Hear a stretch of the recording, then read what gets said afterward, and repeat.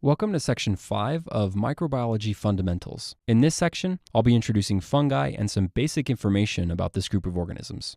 Let's get started. This is an image showing the structure of fungi. Notice that fungi are similar to human cells in that they have a nucleus and other key cellular structures, such as microtubules and a cell membrane. However, there are also some key differences. For example, the cell membrane of fungi have a unique molecule known as ergosterol. This has a similar structure to cholesterol in human cell membranes and also has a similar function. It provides support to the cell membrane. We'll talk more about this when we get into fungi pharmacology, but because this is a unique molecule to the fungal cell wall, it's an important target of certain antifungals, such as nystatin and amphotericin B. Another difference between human cells and fungal cells is that they have a cell wall. This is composed of chitin, beta-glucans, and manoproteins. The synthesis of beta-glucans is also an important drug target and can be inhibited by echinocandins. There are two major types of fungi. The first type is referred to as filamentous and is comprised of small hyphae that collectively form a mycelium, and the other type is referred to as yeast.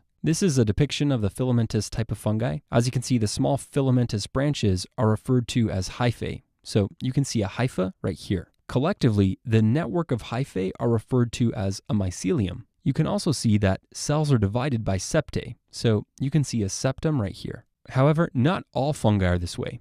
Some mycelia have non-septate hyphae, and we'll discuss this in more detail as we introduce the pathogens that exhibit this morphology. Sometimes you may hear this pattern of growth referred to as a mold, and this is synonymous with a mycelium. This is a nice slide showing the difference between mold and yeast. As you can see, the mold on the left looks like a bunch of little filaments when examined closely. You can see many hyphae, and collectively these form a mycelium or mold. This is a single organism with multiple cells, so it's considered multicellular. On the right, you can see a close-up view of yeast. These are single-celled structures and reproduce through budding. As you can see, there are little spherical structures budding off of each other, for example right here. All right, now that you understand molds and yeast, let's discuss monomorphic and dimorphic fungi. Monomorphic fungi are those that only exist as one form. So they will forever be a yeast or a mold, and the morphology will not change based upon environmental conditions. On the other hand, dimorphic fungi are those that can exist in the form of both yeast and mold, and this varies depending on the environment. So environmental conditions dictate morphological features. In other words, in the presence of cold, the fungus may assume one form, and in the presence of heat, it will assume a different form. Most commonly, fungi assume the mold form when it's cold and the yeast form when it's warm. This is why you've probably heard of the catchy mnemonic, mold in the cold and yeast in the heat. Clinically, this means that once these fungi enter a host, the fungal spores germinate into yeast, so any sample taken from a patient should reveal yeast. All right, now let's transition and discuss fungal spores. A spore is a dormant cell that's designed to survive harsh conditions. The main reason we're discussing this is because it can be confusing when you start thinking about bacteria. Bacteria and fungi both produce spores. However, fungal spores are structurally distinct from bacterial endospores and are also less durable.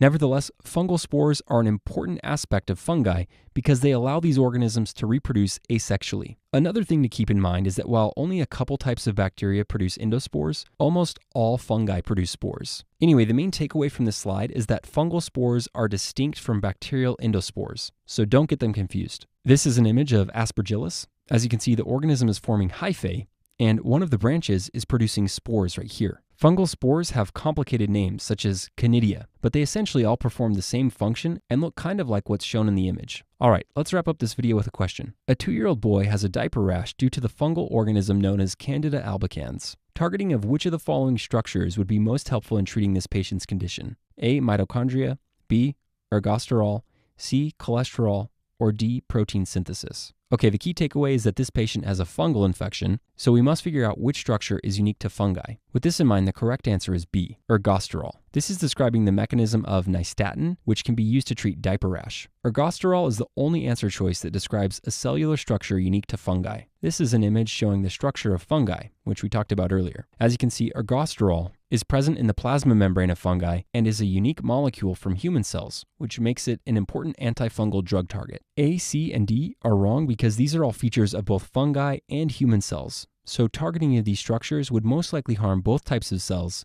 and ultimately be unhelpful or even harmful. So again, the correct answer is B, ergosterol. And that concludes this section.